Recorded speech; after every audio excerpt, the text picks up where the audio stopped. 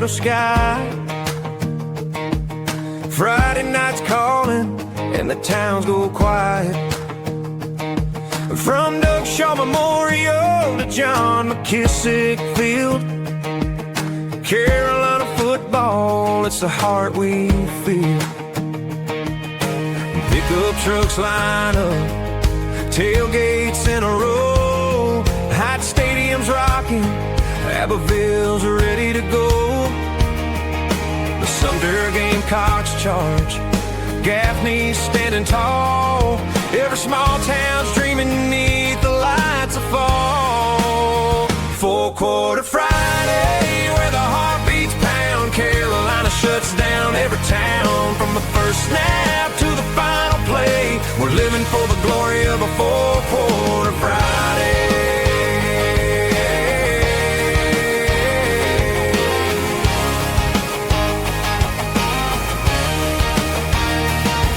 In Gilbert, America, the bleachers fill with pride.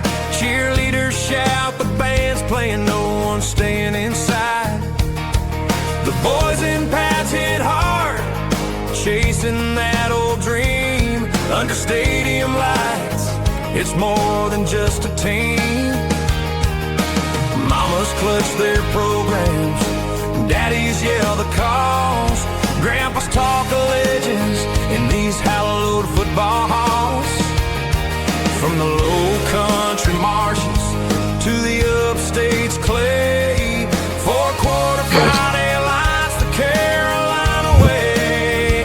Four-quarter Friday, where the heart beats pound, South Carolina shuts down every town. From the first snap to the final play, we're living for the glory of a four-quarter Friday.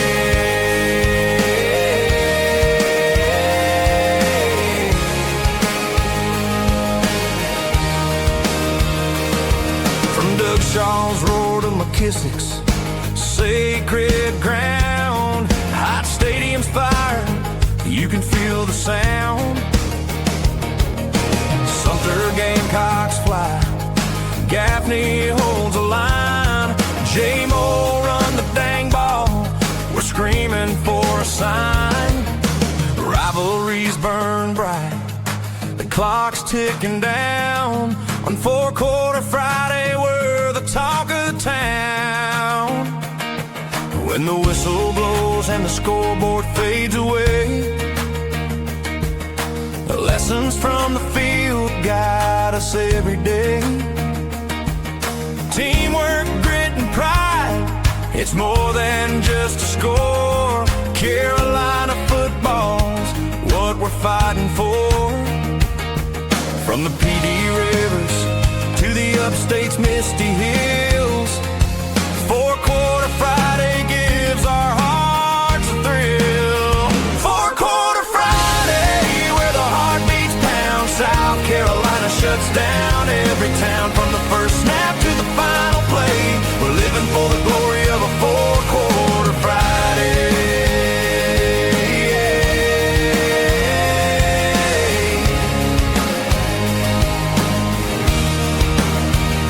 So here's to the Palmetto boys, giving it their all on a four-quarter Friday.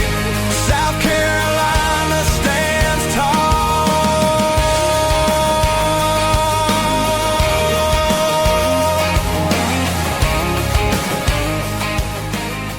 Welcome to Four-Quarter Friday, part of the Chief Sports Network, talking South Carolina high school sports every Friday morning, and proudly presented by the South Carolina Athletic Coaches Association, with weekly appearances from coaches, players, and media around the state.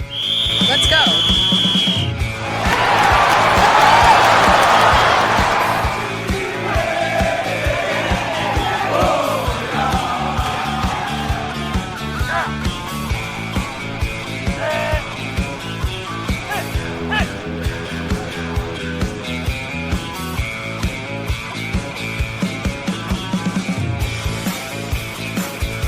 Time to kick off the first quarter. Happy Friday!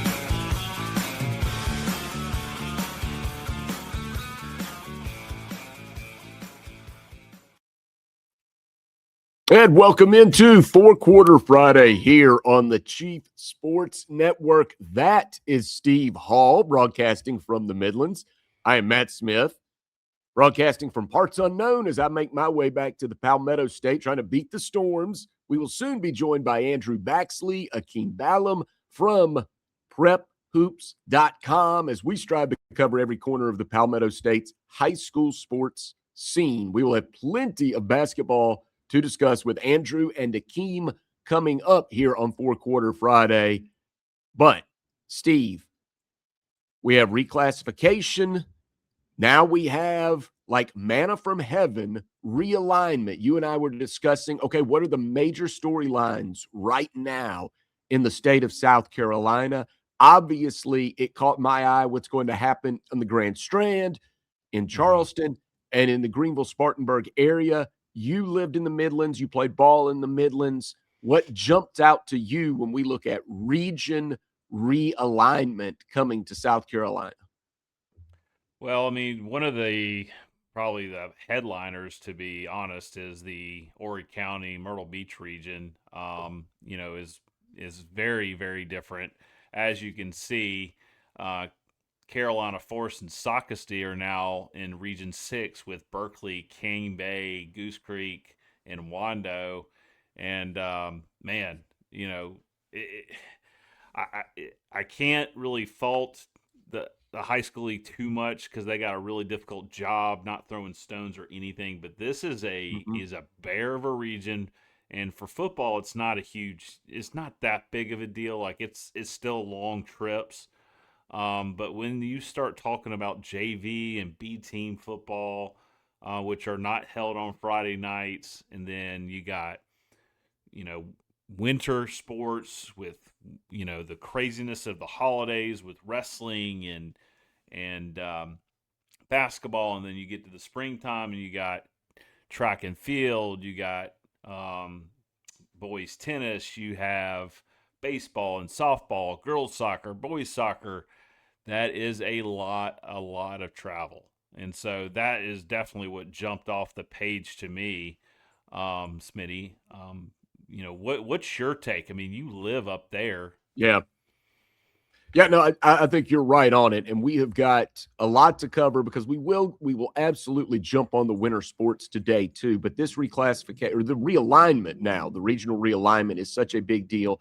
And we want to get your thoughts on this as well. So if you were watching us on the live stream on YouTube, jump in there about anything that we may miss as we try to bring forth the opinions of everybody that live in all these corners. As you just mentioned, Steve, so I cover high school football now in the Grand Strand area, but I've lived in Charleston. I lived in the Spartanburg area and covered sports up there for a long time. As I look at what happened, and you hit on it in our text last night as we were talking about how region realignment is going to affect everyone. You said, man, if you only have two 5A programs in the Grand Strand area, which is what we now have because the Florence schools aren't necessarily part of the Grand Strand. They're the PD, but they went down. It would have made some sense if you connect Florence with the Horry County schools because they butt up against each other. But in this case, Socastee and Carolina Forest stand out. Now, if you're Berkeley High School, Cane Bay High School, Wando, Goose Creek, I think you're okay with this for the most part because, yes, you've got the two outliers in Carolina Forest and Socastee, which are 2-hour-plus trips from where you are. But Berkeley would have wanted to keep, Berkeley and Goose Creek want to play each other. We talked to J.O. Man, A.D., Brian Mahan last week about this, about how, there's travel is a factor, culture is a factor, county lines are a factor, but you also want to keep the schedule. You love those games across all sports that the fans get excited about. And if you're Berkeley and you play Goose Creek and Wando, and if you're Cane Bay and you're playing Goose Creek, you love those games. You absolutely love those games. So I think, perhaps, as you said, the Socastee High School League, I'm not going to throw stones. They're doing what they can do because everybody is coming to them. Everybody's appealing. There's so many appeals. So then after realignment, now you try to do your best with the regions. We'll get to the Midlands in just a minute, but what jumped out to me in the upstate was a couple of things. So Gaffney moved down to 4A. Gaffney is no longer 5A. So that moves Gaffney. They now can't be in a region with any of the Rock Hill schools or the Spartanburg County schools where they have all those natural historic rivals. So now they're with some Greenville schools in 4A. In Region 1 and Region 2, and this happens every few years when we have this realignment, Burns is always caught in between. Because if you know anything geographically about the upstate, Burns is in Spartanburg County, but they are the furthest west of all of the Spartanburg County schools, further west even than Dorman. So it's not a long trip to go to Greenville, but it's kind of like Burns, you know, those people in Duncan grew up wanting to beat Spartan High, wanting to beat Dorman. You know, they had their natural rivals there, even though geographically it's not that far from, say, Burns to J.L. Mann. It's not. They didn't have the natural rivalries, but about every 2 realignments, Burns ends up going with the Greenville County schools. And I think you can't complain at all, even though it's not an easy trip, say, from Dorman High School all the way up to Rock Hill High School. If you look at Region 2 5A, I don't think you can complain. They have a history. When I was actually in high school in the upstate, Steve, that was almost what the region looked like. This is what Region 2 5A and now is the old Region 2 4A minus Gaffney, which you can't have because it's 4A. So I'll obviously lean on you when it comes to geography in the Midlands. But to me, I'm not really clutching my pearls here because at the high school league's hands are tied. We've got all these schools appealing. Once all of these schools either won their appeals or lost their appeals, I think they're doing the best they can do. And even though it's a long trip for Sox and Carolina Forest to go to all of those Charleston County schools or Berkeley County schools, I think they're doing the best they can do. Yeah, and I found some Joe Wedra, I don't know if I pronounced that right, one of the great journalists in our state. He actually has it great on Twitter. Carolina Forest to Cane Bay, 2 hours and 9 minutes. There you Carolina Forest to Berkeley, 1 hour and 58 minutes. Carolina Forest to Goose Creek, 2 hours and 14 minutes. Carolina Forest to Wando, 1 hour and 51 minutes. So it just kind of goes to show you kind of visually how much of a bear that's going to be. And you know, it stinks because Horry County is so big. I think I heard the other day it's one of the biggest counties, or not, if not the biggest county east of the Mississippi. And then you have no interstate that goes through it, so it's just a hard place to get to. Like I can't stand driving to Myrtle Beach just because it's just a kind of an annoying route, even from Columbia. And then you got all that traffic over there near Carolina Forest and Coastal, which is something you got to deal with. So, but see, that's what I love, Steve. Come on, man. You get the wings and the Eagles. You got to have your $10 towels and your $2 flip flops. Everybody gets a hermit crab. Live sharks here. I love it. I embrace it. Hey, I embrace it too now, especially if there's a round of golf in my future, like the golf around that area right there. I mean, give me some Myrtle Beach National Kings North course every day. Do they let you play golf in your Carhartt? I never see you when you're not in your Carhartt, so I can't imagine you wearing. I do have a good golf wardrobe. I do. But I'm not, okay. I used to play up there pretty much every December, all the overseeded grass and, we'd bust out the cart cover and the propane heater to keep it warm. But, I'm getting a little too old to care about golfing in winter weather nowadays. That's right. Because we have 9 months of good weather. You just say, I'll wait. I'll just wait. That's right. All right. That is Steve Hall. I am Matt Smith. We love high school sports and we love the interaction with you. We really want your opinions on these things. And one thing I want to bring up today before we take our first break and head to the second quarter, where we'll reveal the top 10 rankings for high school basketball, where we get the results of what the South Carolina Basketball Coaches Association thinks about all the results that we've had in the last week. We want to make sure that you know how to get in touch with us. On X, it is at 4 Quarter Friday. That's a great way to get in touch with us. We are trying to always keep up with that. And fourquarterfriday@gmail.com. You can even email the show. And you can always catch us streaming on YouTube at Chief Sports South Carolina, and you can comment there. One thing I want to know, Steve, as we head into our first break and get to the second quarter, just if you could give me 10 seconds on this, and then we'll revisit it later in the show. Maybe we'll even bring it up with our guest, Andrew and Akeem today from prephoops.com.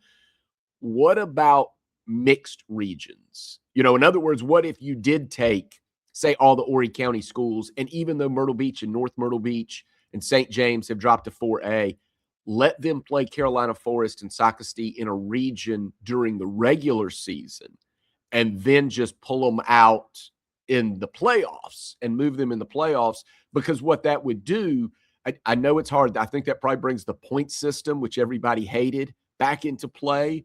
But what it would do, at least, is it would keep all the natural rivals together in a region, and the fans would know those games were all coming in October and November. Yeah, I mean, that's my first thought, is that it makes things a little bit more difficult as far as seeding goes for playoff time. And at the end of the day, they're not playing these games to, just to have fun. They're trying to get a championship, trophy on their mantle over at the school, the glass showcase, the glass trophy case. So I do think that makes it a little bit more difficult. We still got region play, though. The region play is going to be even, maybe even better than it was before we did this reclassification, just because, they're going to make sure they play those classic rivals, those home team, those crosstown teams that maybe now are not in the same classification. Yep. I think you're right on about that. That is a debate that we will bring up with all of these people, and we're going to have intelligent people. We had Brian Mahan with us last week, athletic director for J.O. Mann. I thought was very insightful about the process of how regions, reclassification, then through region realignment. We've got a couple of very intelligent writers with us. We'll take care of that coming up in our second hour. And again, you can reach out to us on Twitter, on X at 4 Quarter Friday. Follow along on our YouTube stream as well. You can find all of our shows at Chief Sports South Carolina. If you're looking for Gamecock coverage, you found the right place. This is our high school program, 4 Quarter Friday, but coming up after us, you're going to have Jamie Bradford and J.C. Sherbert, Phil Molnax, all a part of the Super Stream from 10 a.m. all the way to 2 o'clock here on the Chief Sports Network. We'll take our first break. When we come back, we will reveal the top 10 basketball rankings from the South Carolina Basketball Coaches Association. Is there a shakeup at the top? We'll find out when we return to 4 Quarter Friday.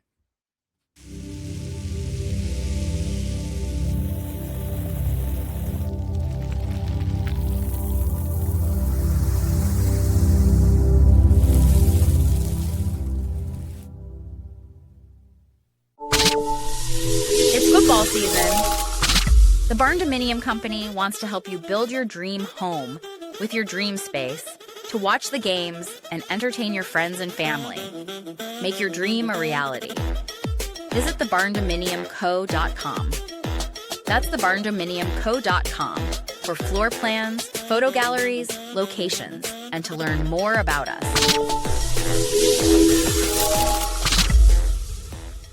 Oh, man.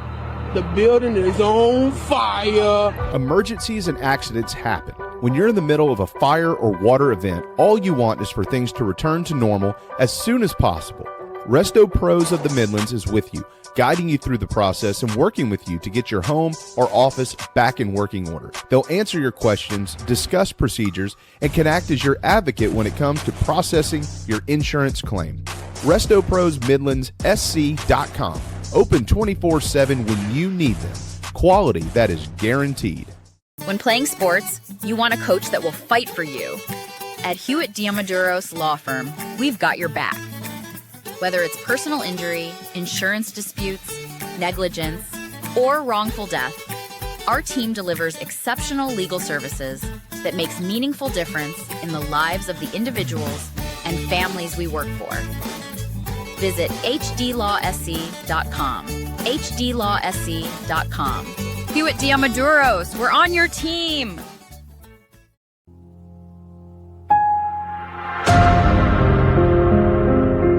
Check the statewide high school scoreboard every Friday night on the Chief Sports app.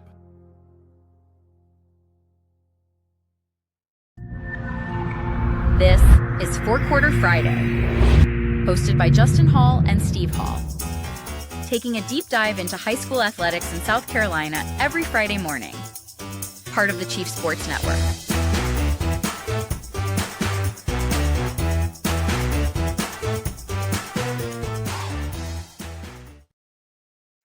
Welcome back to the Four Quarter Friday show. We have Smitty back with us, but I believe he is frozen, so we're gonna remove him from the screen and wait till he can get back in. And his camera's working, so got a little tech difficulties going on right now.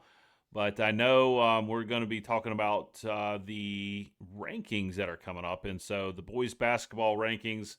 5A D1 is got a new team at the top, and that is Dutch Fork. Ridgeview at number 2, Cane Bay at 3, Burns at 4, Ashley Ridge at 5, West Ashley at 6, Dorman at 7, Spartanburg at 8, Sumter at 9, and Carolina Forest at 10.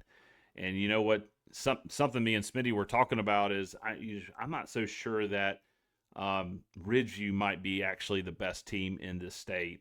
Ever since they took that loss against Westwood a couple weeks ago, they have just been on a tear in punishing teams on their schedule, and are going to be playing Westwood again for a revenge game on Tuesday, provided that the ice storm that is coming doesn't keep us lasting out of school and shutting down roadways until then, because there's a massive cold front coming in, even colder than the ones that is coming in next Monday or Tuesday. So excited to see kind of what happens and shakes out in 5A Division I, Smitty. Yeah, I am too. I'm fascinated by this. And I want to ask Andrew Baxley, and that's coming up in our next segment. He writes for prephoops.com. I'm really interested to see if Andrew is of the mind that, who it would take, say Ridgeview or Dutch Fork in terms of the top team right now. And look, that's nothing against Dutch Fork. I have not seen the Foxes play. They very well beat number 1. But Ridgeview, as you pointed out, I get the sense, based on their level of talent and recent history, level of talent, a motivated Ridgeview team that is locked in is going to just be a bear for anybody to deal with. And I think if you follow athletics for long enough, you know that those rivalry games, you can get stung in those. The emotions can run too high. You can get tight. You don't play your best game. And the way boys basketball is set up in our state, it's, yes, seeding matters. You need those home games and everything, but it's who's playing the best as you close the season, just as it is in college basketball. Who's playing the best? And I just think Ridgeview's a scary club based on what I know, recent history, and the level of talent that they're bringing to the gym every night. Yep. I was talking to a couple coaches this week, Smitty, and I asked, Ridgeview, are they the best team in the state? And they seem to think that now this isn't a basketball coach. I will with a grain of salt. And he hasn't seen every team play either, but had a hard time believing that the state champion doesn't come out of that Region 2, Burns, Dorman, Spartanburg, region. Okay. But from my standpoint, man, I just don't. I'm not discounting Ridgeview, and I'm keeping my eye on them going very far, and they're going to be a tough team to beat. I have not seen Dutch Fork yet, Smitty. But they're number 1 for a reason. So I can't wait to talk to Andrew about that here shortly in the next 5 minutes or so.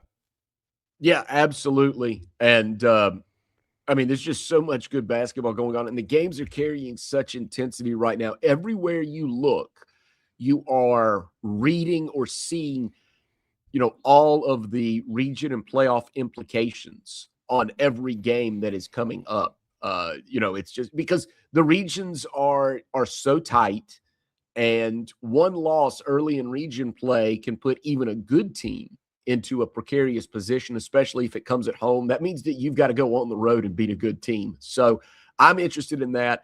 Obviously, like I've told you before, I have an extensive history in terms of covering things in the Spartanburg County area, and I'm looking there.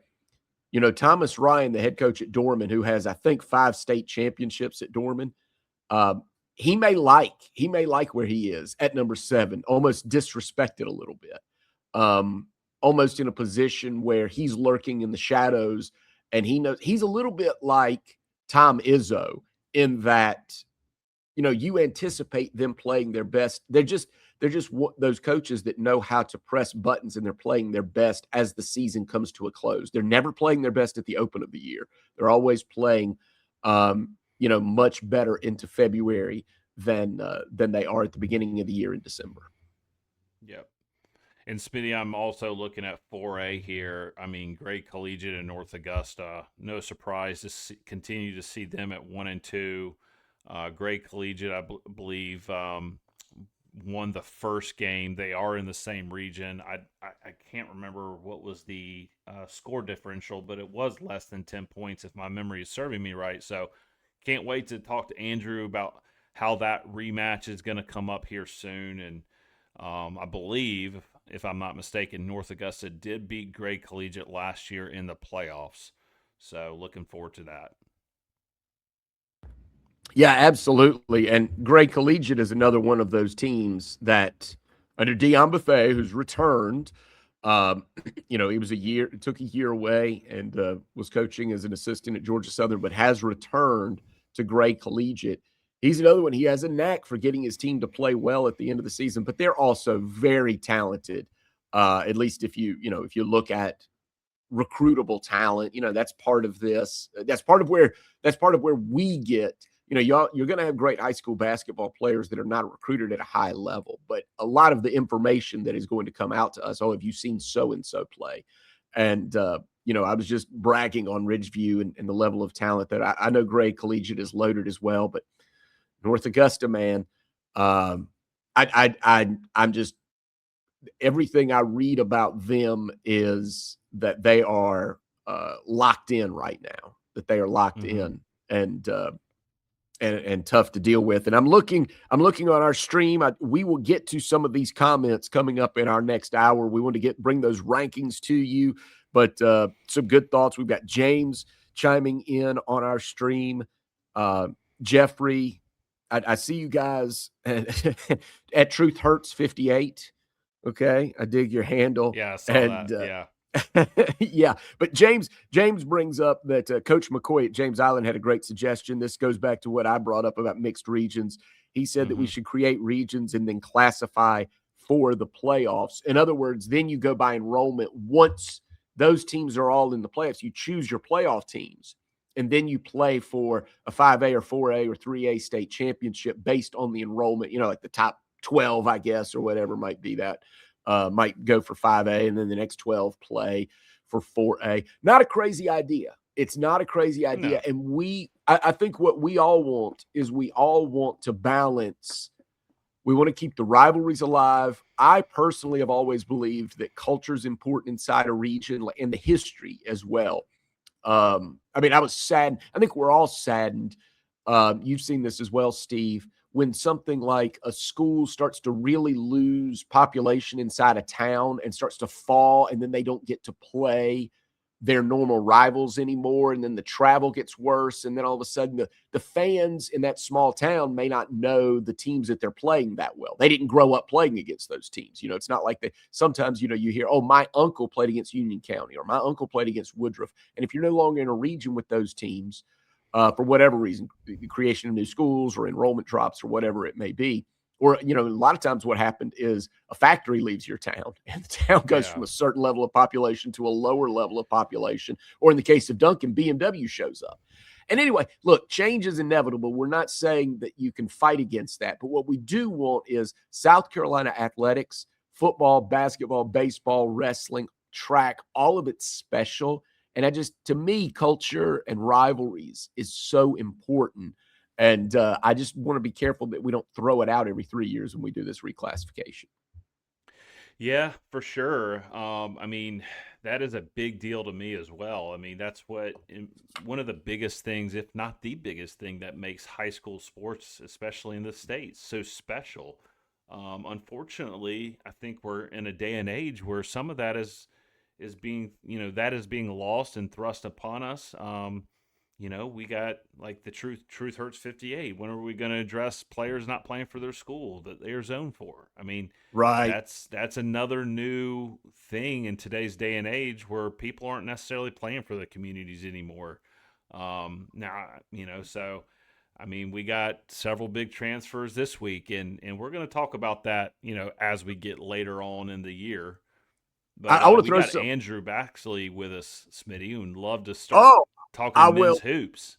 All right, we will do that. So let's bring Andrew in. We're going to put off our break for a few minutes and have Andrew Baxley join us from Prep Hoops, where he will now educate us. So all the things that Steve and I just said that were wrong about Ridgeview and Cane Bay and Goose Creek and Dorman basketball, Andrew is going to clean all that up for us. Andrew, welcome to Four Quarter Friday. So glad you're with us. And so we want to pick your brain about high school hoops in our Palmetto State. Hey, guys. Thanks for having me. Let's do it. All right, well, let's open with this. Let me open with this, Steve, quickly. I just wanted to ask you, Steve and I were talking, and we both agree, even without having seen them play in person. Steve keeps bringing this up to me. He said, man, Ridgeview is angry. They lost their rivalry game, and then they have actually they have been a buzzsaw ever since. And I know the level of talent that they have, but Dutch Fork is there at number 1. So you tell us, what are the odds, what are the chances that Ridgeview can keep this rolling and challenge for a state championship, even knowing how good Dutch Fork and some of the other 5A teams in that Division I are? Yeah, it's possible for sure. Like you said, Ridgeview had the loss to Westwood, and then they've won 5 straight games by 20 plus. They're 17-3 overall, now 5-1 in region play. Really, the only thing with them is do they have the shooting to match up with Burns and Dorman when they get to that state championship? Because their region is a rolling region. So if they win it, they're in lower state, and then the second place team or the third place team would be in upper state and back and forth. So as it stands right now, they're in second, but Westwood's Division II, so they would be in lower state. But I think that Ridgeview's really good. When they played Westwood, they didn't have a ton of shooting in the second half, and Westwood had the best player on the floor, which is really crazy to say because you talked about all the talent that Ridgeview has. DeMarcus Thomas, he's playing as good as anyone in the state right now, the point guard for Westwood. He just committed to Southern Wesleyan, a D2 in South Carolina. But Westwood's 16-1, so they're really good as well. They're Division II, like I said.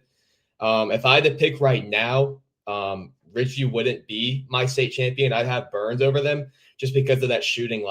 Burns is built to make threes. They play so fast. They have probably the best player in the state in Colt Fowler, and they just play. They shoot, they run, they shoot, they shoot. They don't play a lot of defense, so that could be a problem if they do play Ridgeview. But the Blazers they're really good, and they're going to be really good for a long time.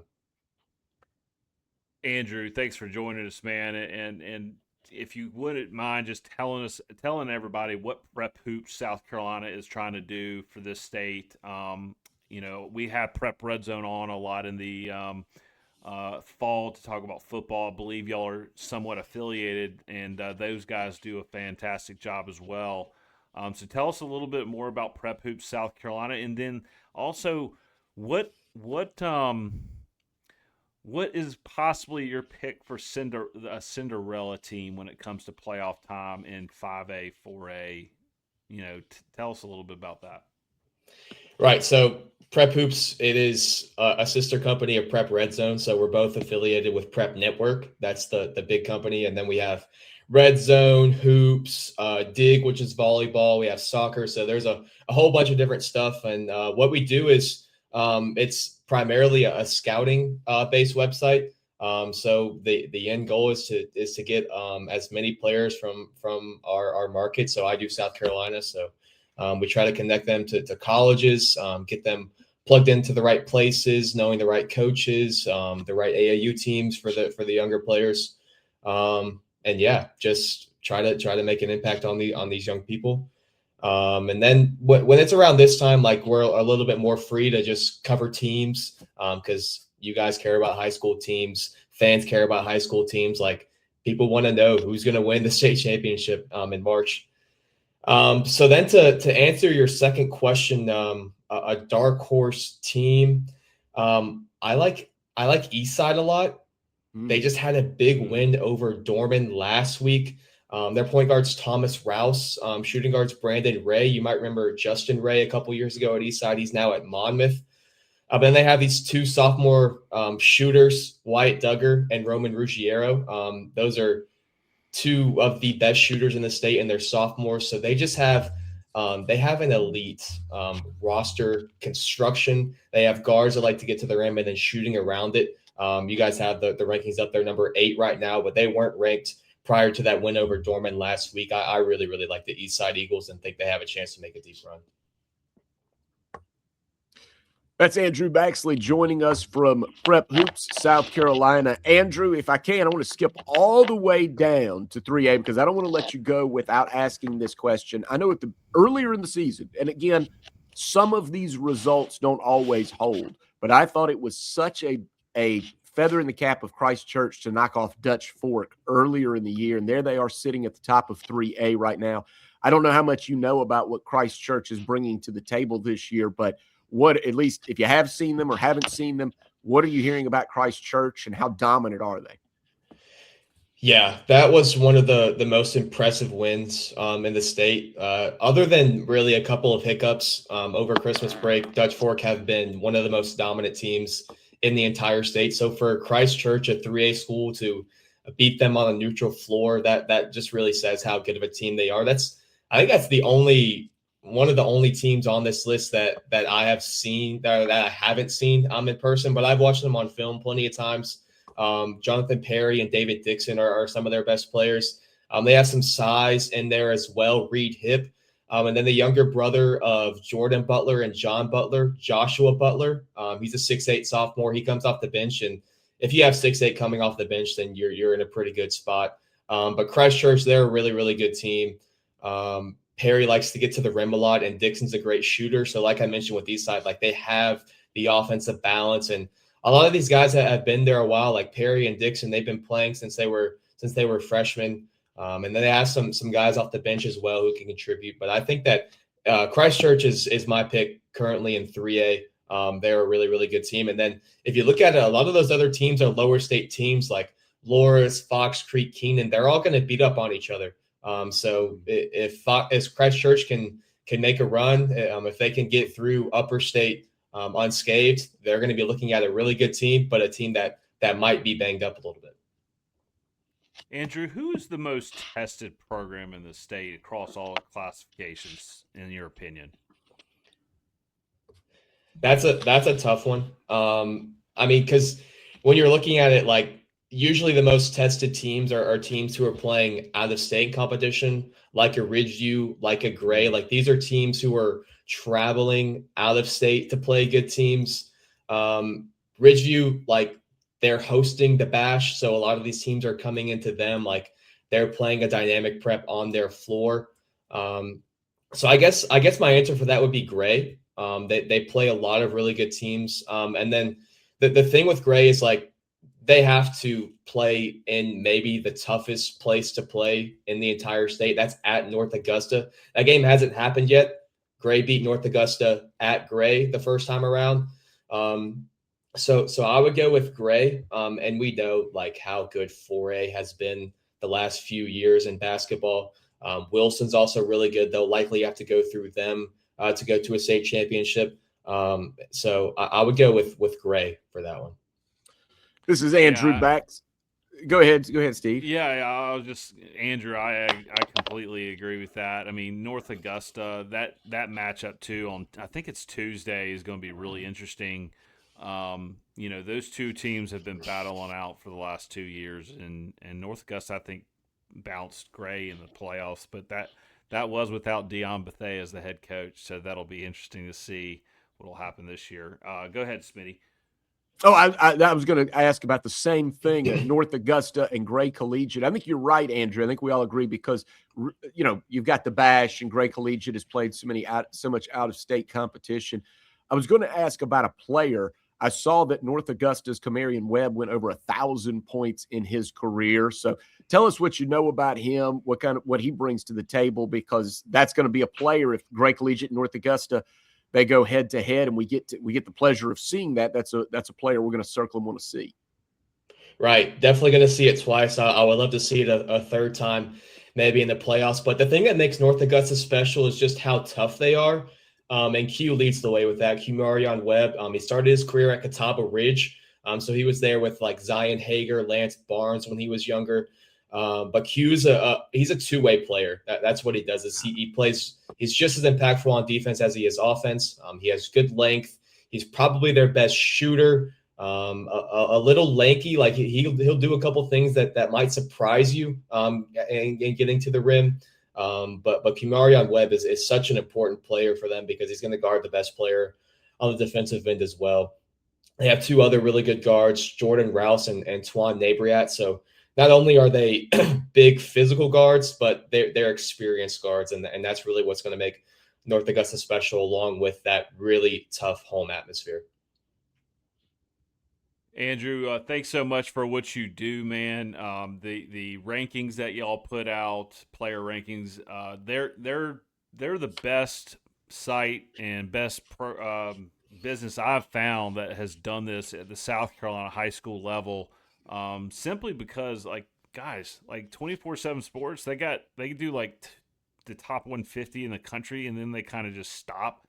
I went there to kind of look at the high school rankings for South Carolina, and I saw one player listed total. So if you have any interest of where players are going, where players are ranked inside of the state, Andrew Baxley and the guys at Prep Hoops do a great job. And Andrew, go go where ahead. Can we find Feel free to bash another site the way that Steve just did. Go ahead and just rip your competition if you feel like it right here. No, I would never do that. I mean, we see a lot of these guys like one of our top ranked 2027, like you mentioned, his name is Josh Leonard. He plays for Wilson, and he's one of the best players in the entire country. He's a top 10 2027. He'll play for USA basketball. So we see these guys 24/7 on 3. They're coming to see Josh Leonard. So we gotta put the state on for them. Well, that's awesome, Andrew. We've got Akeem coming up in a few minutes. So what can you tell us about Akeem? Prep us for Akeem Ballum, if you could. I don't think I know a bigger women's basketball fan than Akeem. Whether it's WNBA, college basketball, high school basketball, Akeem knows all of women's basketball. He's a really hard worker. We don't always work alongside each other because I'm doing the guys, he's doing the girls, but we'll run into each other at games sometime. And Akeem he's always locked in. He knows exactly what's going on in South Carolina women's basketball. So he had the popcorn out last night when Oklahoma upset South Carolina. He was watching. For sure. I don't know about popcorn. I don't know if he might be a South Carolina fan, so he might have had some tissues out. But he was watching for sure. Oh, you know what? Before we let you go, Andrew, we've got to ask you. So JL Man AD, Brian Mahan gave us, we're trying to create a food trail through the state of South Carolina. Right. And you travel a lot. So he gave us Home Team Barbecue up there near his place. If you were going up to JL Man, that's his choice for pregame. Now you travel everywhere. So we'll give you a second, but what do you look forward to? You're on the road and say, I've got to go there pregame. Yeah. Well, I'll give you this one. I'm going to Rock Hill tonight. The game I'm at tonight is Nation Ford at Northwestern. And I'm in Rock Hill a lot because they have the Rock Hill Sports and Event Center. That's the biggest, I guess, gym that we have AAU games at. And it's in Rock Hill. So I'm at Northwestern tonight, and I'll be stopping at Empire Pizza. So I'm a big pizza guy. I love pizza, especially New York style, bigger slices. That's what Empire is. I don't know if they'll have my lunch special. It's usually like 2 slices and a drink for like $7 during lunch, and that's the best deal around. It's also really good pizza, so I'll give you that one: Empire Pizza in Rock Hill. I love that. And I'll tell you something. Here we go. This is like an inside baseball thing. For those that don't know, the life expectancy for a sports writer is like 54 because we're on the road and we eat pizza and barbecue and you're like a meat and 3 place, but it's always mac and cheese. And you know what a concession stand is like. You know, you're not getting celery and carrots at the concession stand. So you got to eat right when you're at home, Andrew, or you're going to end up looking like all those older sports writers, you know. I'm not going to throw names out, but you know, the guys that have triglycerides are way up. Right. Thanks for joining us today, Andrew. We can't wait to have you back on soon. Yeah. I'll just plug one thing if that's okay. It's on our website. We have it's called Prep Scores now. It's a new thing to us this year. Think KenPom, think net ratings for college basketball. We have our full team database for every team in South Carolina. They have a score based out of 100. Like if you win a 5A game on the road, like that's the perfect score. If you lose to a 1A team, that's the lowest score. It's completely free. So just go to our website, Prep Hoops South Carolina. You can see our full team database. Check out the best teams in the state who you need to watch in the Columbia area. Thanks, buddy. Yep. That's awesome. Thanks, guys. Yeah. That's awesome. Thank you, Andrew. We've got we'll go to the women's side. Akeem Ballum coming up. We see everybody chiming in on our stream. We want you to comment at our X as well at 4 Quarter Friday. That's 4 Quarter Friday. Speaking of quarters, got the third quarter coming up next with Akeem Ballum. We're going to talk women's hoops in the state of South Carolina. When we return, Steve Hall, Matt Smith on 4 Quarter Friday.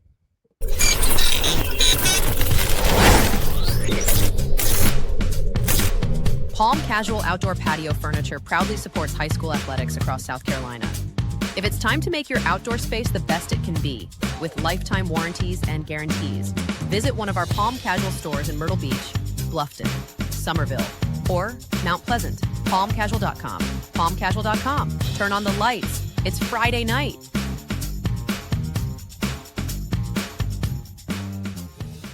At Moultrie Insurance, our agents are working for you. Our commercial lines of coverage are well sourced and intimately chosen. We offer commercial lines of coverage such as business owners, umbrella, property, auto, or general liability coverage, and evaluate every option to find what fits you best. Like a good offensive coordinator, we will draw up the plays, but only run with what you feel comfortable. Get in touch with our quarterback, Perry Orth, or our head coach, Frank, by visiting MoultrieINS.com.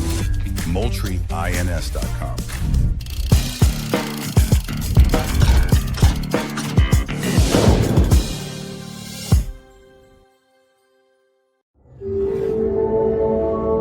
It's the 4 Quarter Friday High School Show on the Chief Sports Network. Proudly covering high school athletics across the state of South Carolina with accurate, trusted analysis, in-depth interviews with coaches, media, and players, and quality information. Every Friday at 9 a.m. We're here for you. Proud partner of the South Carolina Athletic Coaches Association.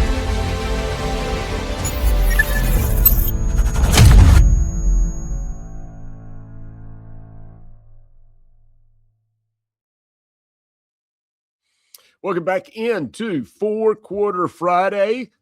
Time to talk women's basketball with Akeem Ballum. We'll do that in just a minute. We also see you on our stream at Chief Sports South Carolina. And one of the major topics today that we'll talk about in the fourth quarter today of our show is realignment. And we opened the show with that. And if you missed that, you can find it on our Twitter page, I think, at 4 Quarter Friday. Did you retweet that, Steve, so everybody can look over the regions? Yes, it's on our Twitter page and our partner and friends, Chief Sports, Inside the Gamecocks. All those guys tweeted it out for me before I could get to it. So thank you for Okay. that. It's a team effort over at Chief Sports, that's for sure. Absolutely. Absolutely. And one of the things I brought up previously, Steve, was the idea of mixing the regions. And, so again, as an example, I can just give you this one quickly since I cover it closely, but all the Horry County schools together where they just were Myrtle Beach, North Myrtle Beach, Carolina Forest, Soxty, St. James, even though some now have moved to 4A.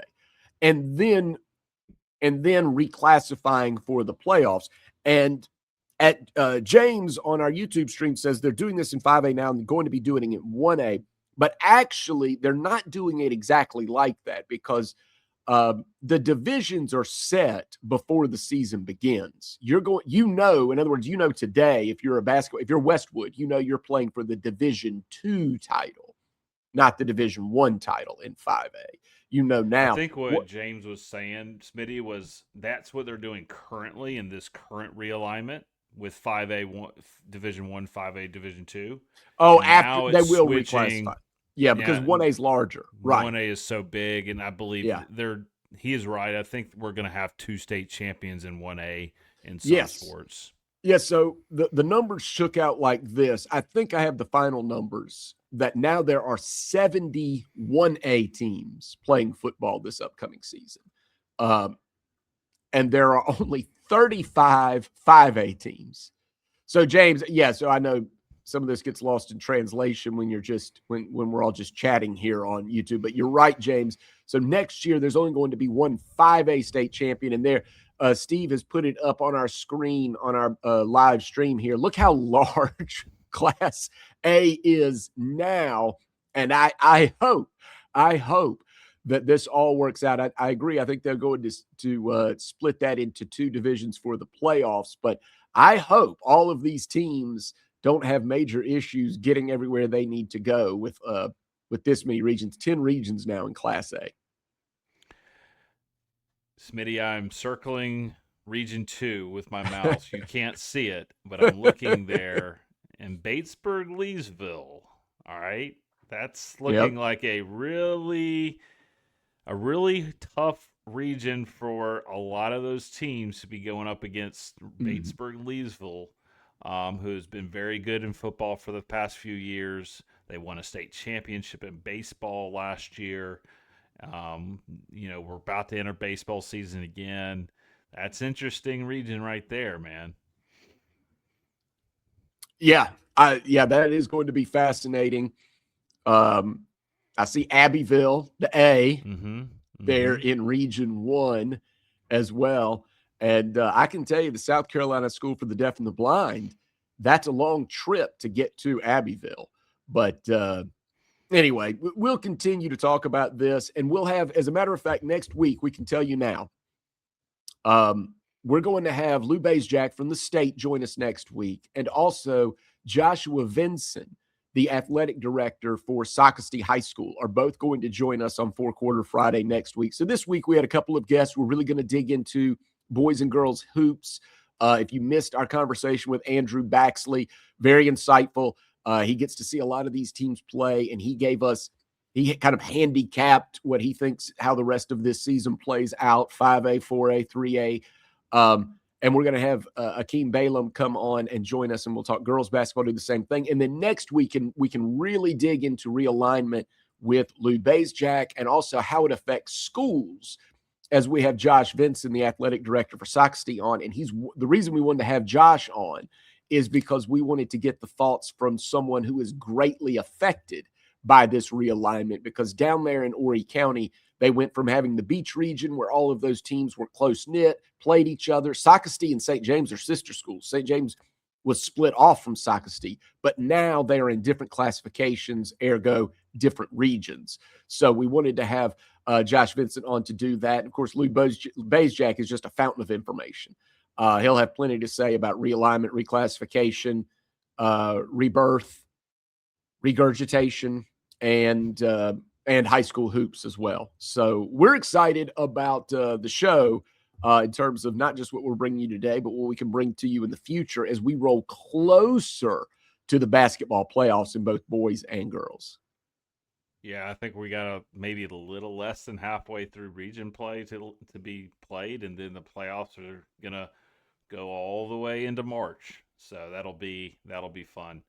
Smitty, let's talk a little bit about. I don't know if we have enough time. We got about 5 minutes before Akeem joins us, but we got the NFL, AFC, and NFC championship games coming up this Sunday, and you texted me all the players that are going to be from South Carolina playing in this game, and so what's crazy is we got a ton in the NFC, but in the AFC we have the one DJ Jones from Rennes. All right, go Broncos. Okay. Yes.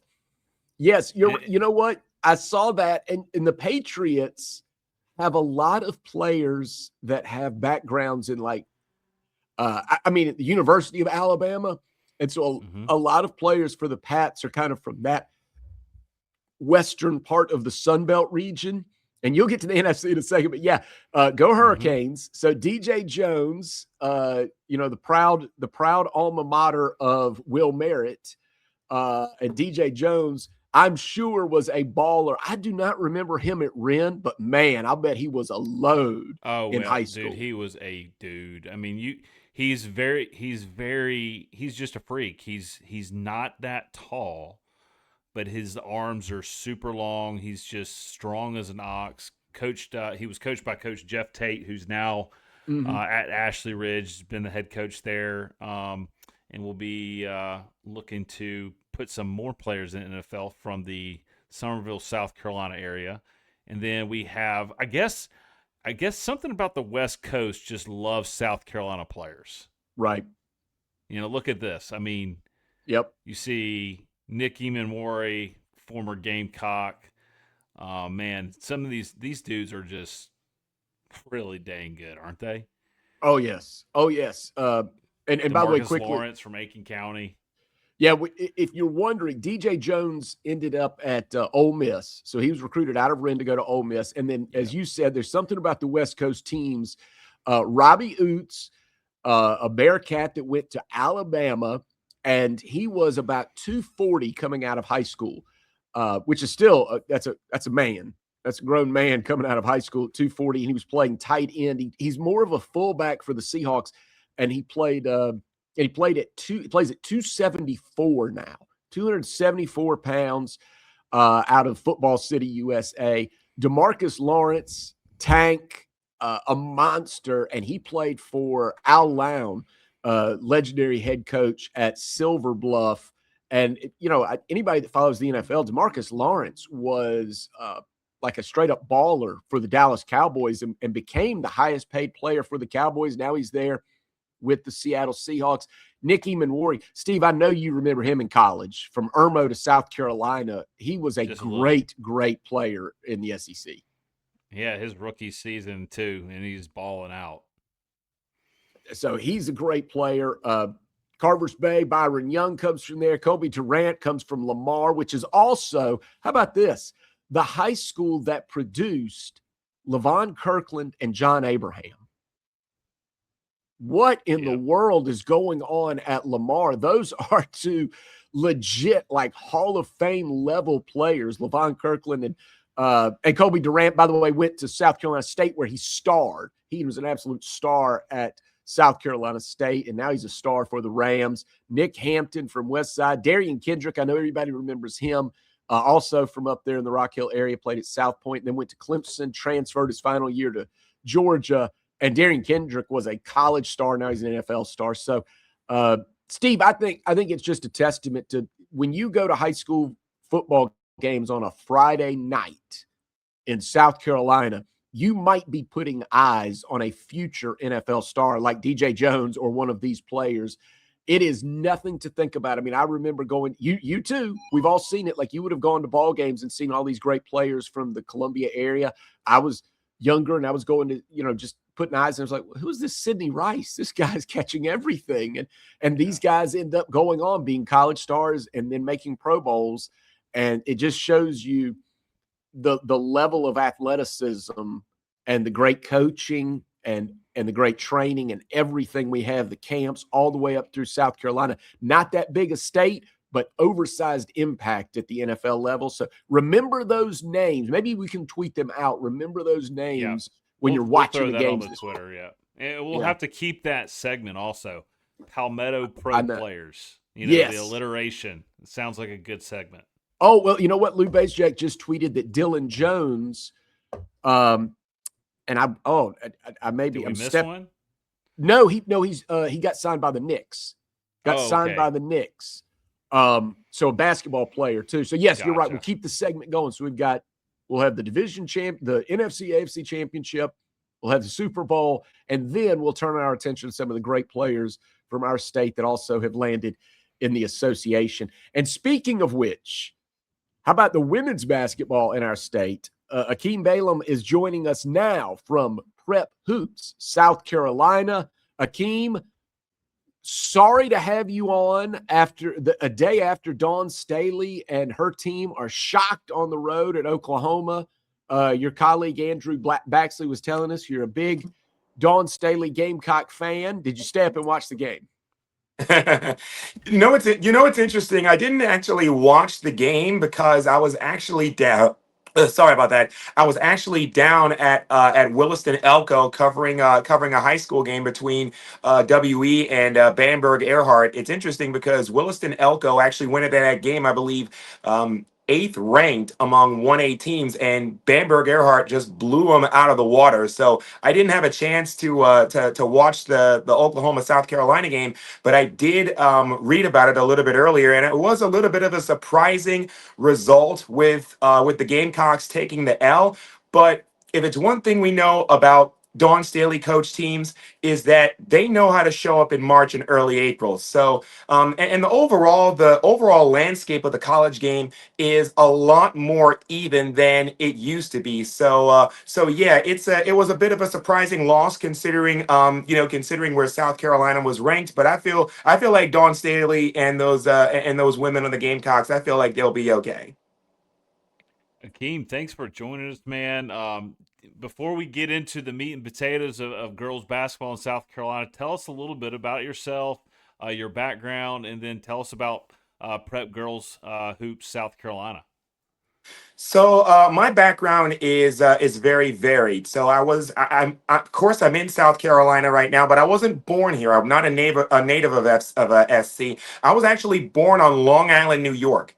And I'm a graduate of Georgia State University 2015. So I've had the opportunity to work at a lot of places. I've been at the Concord Independent Tribune for a couple of years. I did some work with a couple of Georgia papers in south of Atlanta. I previously worked at the Courier Journal in Louisville, Kentucky, and I'm also doing a lot of WNBA work with this website Beyond the W. So as well as some softball work with Prep Softball, which happens to be a sister site of Prep Girls Hoops. And it's interesting because this past I believe November, I was actually in Georgia for the softball state championships in Georgia because softball in Georgia is a fall sport. So I've had the opportunity to be able to do a lot of things. And now I've been with Prep Girls Hoops ever since 2020. Previously, when I was, in my previous time with Prep Girls Hoops, I was under Brett Swanson, Swanee. He was the editor in chief, if you will, of the South Carolina site before they decided to promote me to that position. But Swanee is doing great work as well with his Swanee's round ball review. So definitely shout out to Swanee. But yeah, when I first got the call that I was promoted to basically site editor for Prep Girls Hoops South Carolina, I was like, oh my gosh, like what is it that I'm doing here? I have so much now to do, updating rankings, adding new names to the database, but I feel like I've been able to really settle in as of late, and now it's just second nature for me. So so I've really been able to enjoy the transition that I've made from just a typical writer to now their site editor. And there's so much to talk about, really, when you think about South Carolina high school girls basketball. Well, that's great, Akeem. I opened up with mentioning Dawn Staley in South Carolina college basketball. Have you seen the popularity that affect the popularity to all the way down to girls basketball across the board? In other words, are more people showing up to those games and supporting the young women in our state because it's just they're seeing the WNBA more popularized. They're seeing college basketball on TV, women's basketball every night. Has it affected girls basketball as well? I believe so. I believe so. And I think especially in this state, because there's so much of a national lens on this state, not just this state, but also really the Carolinas region, because yeah, South Carolina has been so successful in terms of the fact that they've won 3 national championships in the past few years.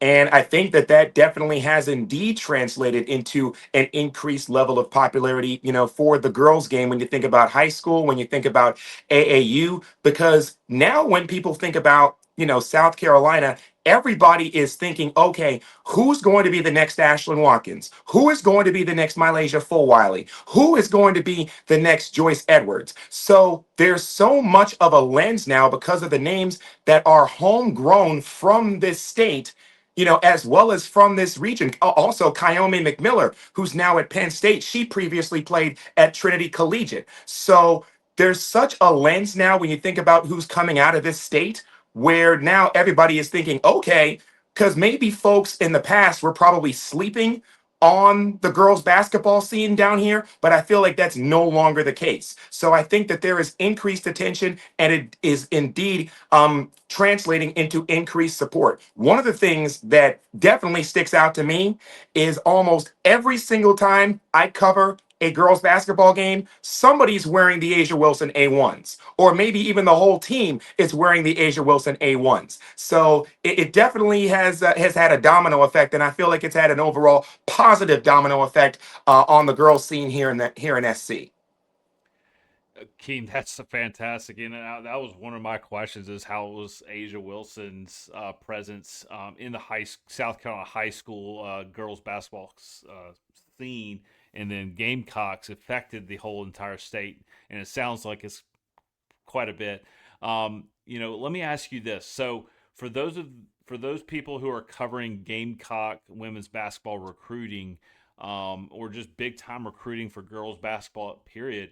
Who do we need to be, watching on a week in to week out basis, player wise, from across the state? Well, I currently have Selena Grant at North Augusta as my #1 ranked overall as far as 2026s. And if I remember correctly, I believe she is still unsigned. So that is a name that I would definitely be on the lookout for. Selena Grant has already built a state championship resume. You're definitely going to build a state championship resume when you're under the tutelage of Al Young at North Augusta. So that's definitely a name I would certainly be on the lookout for. There's also a couple of names that are certainly intriguing at the top of my 2027 list.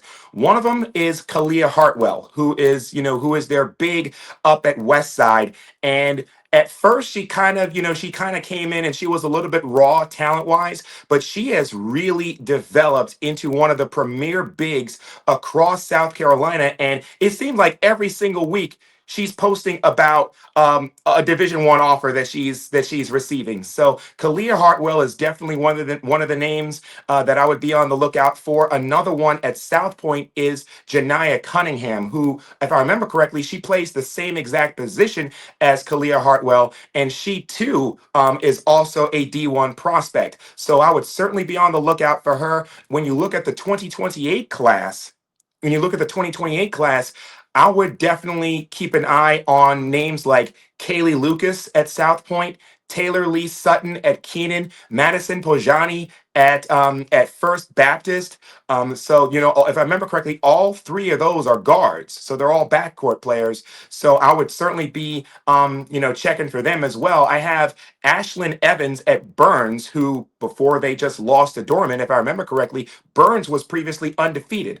But I have Ashlyn Evans as my number one ranked as far as 2029s are concerned. Another name among the 2029 class to be on the lookout for is Madeline Dates at Goose Creek. And she, similar to Evans, is already starting to build a bit of a national profile. Those are a couple of 2029 names. 2030, Layla Singletary at Irmo. She's an 8th grader, and I saw her drop a 30 some odd point performance at a recent tournament, and I believe she dropped back-to-back 34-point performances back during the tournament schedule. So Layla Singletary at Irma was another name that I would certainly be on the lookout for. But yeah, there is definitely talent widespread throughout the state. How about that? We're talking to Akeem Balaam from Prep Girls Hoops here on 4-Quarter Friday. Akeem, you just mentioned Burns. Burns came up there number one in the most recent rankings, 5A Division I. And we talked about that region in boys basketball with your colleague, Andrew Baxley. Let's talk about it in girls basketball. Burns, Dorman, Spartan High, all three in the top 10. It is the state champion in that group. It very well could be. It very well could be when you think about, the teams that are in that region. And that's why I was especially paying a lot of attention to Spartanburg and what they were able to do early on, because the thing with Spartanburg is, they have some talent on their team as well. When you think about Azaria Sims, you think about Deasia Bridges, you think about Kaylee Nelson. I was watching a lot of Spartanburg in the early portions of the season. And one of the things that stuck out to me was, yeah, they got out to a great start.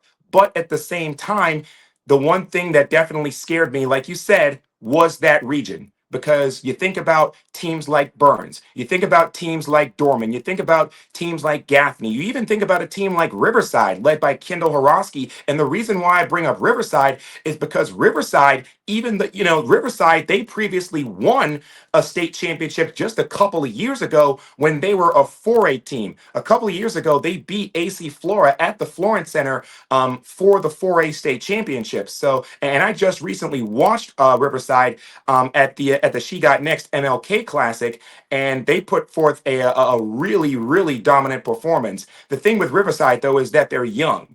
So that's kind of the knock against Riverside. But when I heard about that Burns Dorman result, the first thing I was thinking was, okay, that could very well be a 5A Division I upper state championship preview. So when you think about the teams in that region, there's a good chance that the state champion could very well be from that region, because that's one of the toughest regions in the state, especially for 5A, where the talent's going to be deep. Akeem, you mentioned that you were at the MLK Bash over, I think it was at C.A. Johnson, if I'm not mistaken, in Columbia this past Monday, was it? This week is going by so quick. Tell us a little bit about that tournament. Like, what did you see there from all the teams, girls-wise? Well, I wasn't necessarily at that that tournament. I was actually at I was at JL Man. I was at the She Got Next MLK Classic. Right. That was at JL Man, and I believe there were 16 teams, 8 games overall, and there were definitely some standout performances. But the one standout performance that certainly sticks out to me was what Jada Aiken was able to do for Malden. And Malden is another one of the teams to beat, obviously, when you look at 5A D1. Aiken had a 30-point performance for the Mavs up there. So and like I said, Malden is dangerous. They're led by Zara Lehman. Of course, I mentioned Jada Aiken. I didn't mention Jalela Ligon as well, and Monty McIver. So yeah, that performance from Jada Aiken when she dropped 30 points, and I believe they were playing Ben Lippen at the time. And Ben Lippen's actually been one of the better 4A Skeeza teams. They're a young team, but they've been one of the better 4A Skeeza teams. So Jada Aiken's performance when she dropped those 30 points, that was the one that really stuck out to me when I was up at JL Man for that for that showcase. Now, Well, Akeem, we can't last think. note about Martin Luther King Bash. Okay, just kind of leave North Augusta.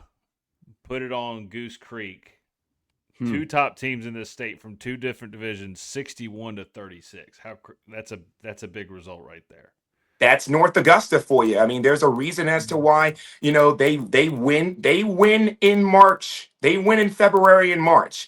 But it's going to be tough in 4A. When you think about South Point, West Side, as well as Camden, who's back in the mix as well. So 4A is always tough.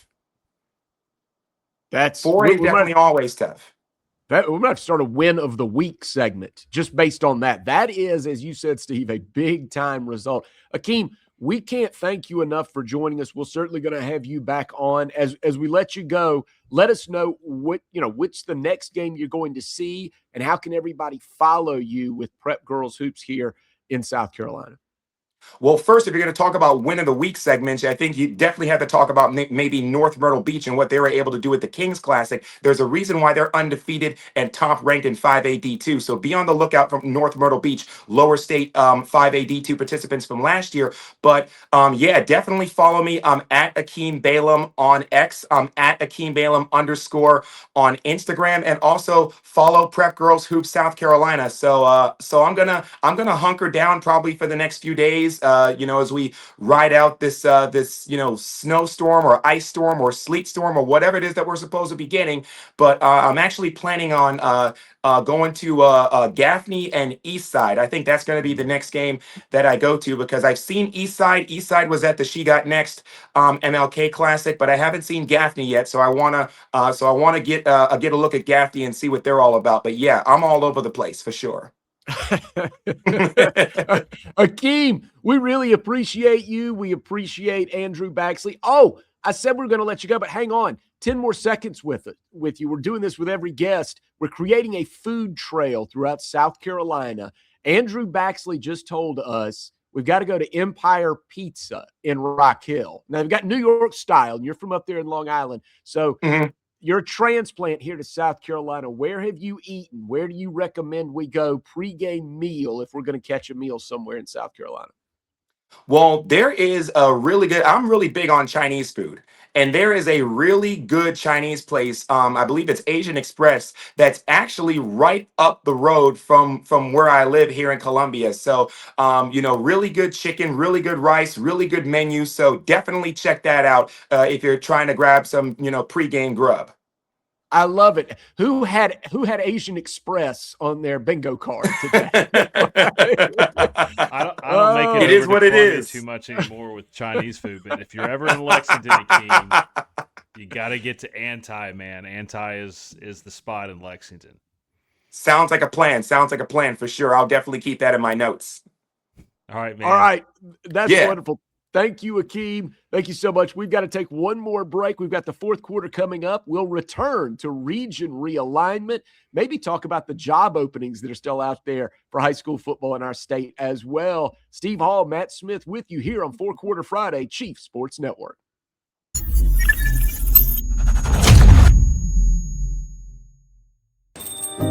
Morning, Carl. Usual? Yeah. Your oldest was in here the other day. Said the two of you took a trip down to my neck of the woods. How'd that go?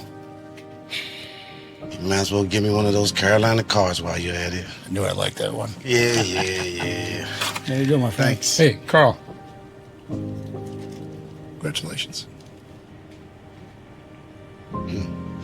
See you tomorrow, Freddie. You bet. Welcome to Dry Space Crawl Space Solutions.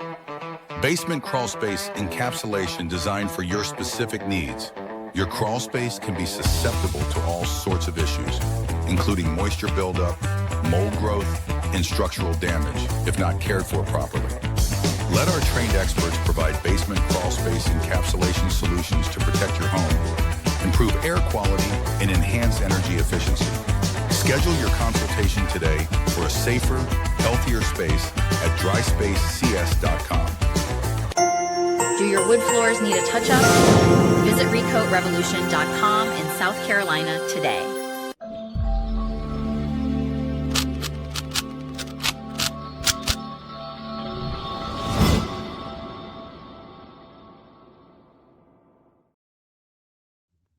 Smitty. Welcome back. Welcome back to Four Quarter Friday here on the Chief Sports Network. That is Steve Hall. I am Matt Smith. Our big story today, region realignment. The new regions are out. Reclassification, the dust has settled on that, but we have new regions to talk about. Those will come into effect in the following school year when football and the fall sports get cranked back up. Of course, our focus today was with our two guests, Andrew Baxley and Akeem Balaam of Prep Hoops. South Carolina was on what's going on here in the winter sports. Next week, we'll have Lou Jack join us from the state and Joshua Vinson, the athletic director for Socastee, as his programs are greatly affected by this region realignment.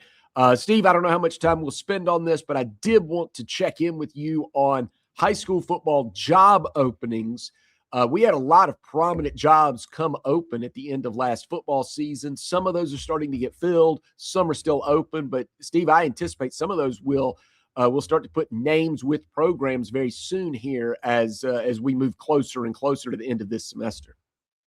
Yeah, and it looks like it was announced earlier this week. Bobby Ruff was hired at Liberty to be their football coach. He comes from Liberty University, and he was the assistant linebackers coach over there. So I believe he hails from this state. I need to revisit what school he played at, but he's coming back home to South Carolina, being the new head football coach at Liberty. And Smitty, I did pick up some intel this week about Chapin and White Knoll. I believe those two teams will be announcing, or those two schools will be announcing this week, this upcoming week, or maybe 2 weeks. But I would expect those two to be one of the next to announce. A little bit of a tidbit here, a little bit of teaser. White Knoll is going to be hiring a state championship winning coach from another program. Breaking news. Hit the sounder. How about that? Okay, so a state championship winning coach is headed to Chapin. No. White Knoll. White Knoll. Right. White Knoll. Yeah. Now okay. Chapin has some major ties to the Columbia area, and has done well at every stop he's been to. It's not announced yet, so I won't announce that name, but I do expect those two to be announced soon. But and so we're clear, because one of the ones I've had an eye on is the Sumter opening with the tremendous tradition. I mean, that's a good job. The one town, one team. But the Sumter Gamecocks they have not yet announced a new head football coach. Well, I mean, I haven't heard anything concrete or any interviews or who's interviewing or who they've announced. I have not had any intel on that, but there is a lot of speculation out there that Drew Marlowe at South Florence could be his job to turn down. He played there, he coached there under Coach Barnes for many years and has done. I think 10 or 11 seasons he was a coordinator there. Yeah. So it's one of those marriages you anticipate getting together, but as you said, there's been no official announcement. So yeah, and I don't know if he's even interviewed. It's just one of those things that, and as soon as Sumter came out Coach Barnes announced that he was leaving and going back to North Carolina to get close to family. That was one of the first speculative, candidates for the job. All right, absolutely. You know what? We will try to keep you abreast on all of that on our Twitter at 4 Quarter Friday. We will keep an eye out. Of course, announcements will come out. Sometimes they can happen over the weekend. And if we're not streaming at the time, that's okay. You can always follow us at 4 Quarter Friday. You can also always find the stream at Chief Sports South Carolina on YouTube. And you can just download the Chief Sports app and you get all of the great programs that are a part of our network. Before we go, I want to revisit region realignment one more time as well, Steve, because I really didn't get to your thoughts on how things are working in the Midlands. You can go anywhere you want, any classification, because sometimes in the Midlands, you do have outliers because you've got to make sure that the schools that might be over closer to Sumter County or over in Camden or back over in Aiken, they've got to have a home as well. So when you glance at how things are happening in the Midlands in terms of region realignment, were you satisfied? And are there any things that raised your eyebrows in terms of who got paired with whom? Sure. I mean, across the state, I mean, moving away from like just the travel topic, because that is a big, topic of conversation, but they are set now. And so just from the competition standpoint, I find a lot of these, regions very interesting. And some of them are kind of a blast from the past, maybe not so distant past, but the Region 4 and 5A is very interesting. You got Blythewood, Gray Collegiate now is 5A. Ridgeview, Spring Valley, and Sumter. That's a very interesting region there. Now, I think that Blythewood's probably happy about not having to travel up to Rock Hill, Fort Mill area now as much as they were. Looking at Region 4 and 4A, AC Flora, Dreer, Indian Lands coming down to the Columbia region, which is interesting. And Lancaster is as well. And then you have Lugoff, Belgian, Richland, Northeast, and Westwood. I'm keeping an eye on Westwood there. Our friend Stephen Burris, who's done a really good job in his first year over there. And Ken Floyd at AC Flora, football-wise, he resigned, and it was announced earlier this week that they have several players leaving in the portal to go to another state over at Rabun Gap. So Westwood might be, really liking that draw. Then you got Region 5 and 4A, and Irmo is going to be basically in the CSRA region, which is interesting. Aiken, Fox Creek, Irmo, Midland Valley, North Augusta, and South Aiken will be interesting for a basketball conference. Irmo and Fox Creek are very good. Typically year in, year out. In North Augusta, as you know, we've been talking a lot about them today. So those are the big ones that kind of jump right off the top of the page for me. And then you got Region 4, 3A in the Columbia area, Airport, Brooklyn, Casey, Camden, Gilbert, Lower Richland, and Swansea. So a lot of intriguing competitive regions that I think, for the most part, going to be pretty good competition, competitive balance. Yeah, I think so. I think it sounds like it. And there's a couple that we'll come back to Lou Baysjack with some of those in the Midlands you mentioned, like Indian Land coming in and Lancaster coming to be a part of things in the Midlands, and just what he thinks of that. And then, of course, we'll cover the entire state next week in terms of realignment, but we'll do it all week long at Four Quarter Friday on Twitter. As we leave you here, we're in the final couple of minutes. I don't know if you can put that graphic back up of players from our state that are going to be playing in the NFC and AFC championship. Well, there's just one in the AFC championship game, DJ Jones from Wren.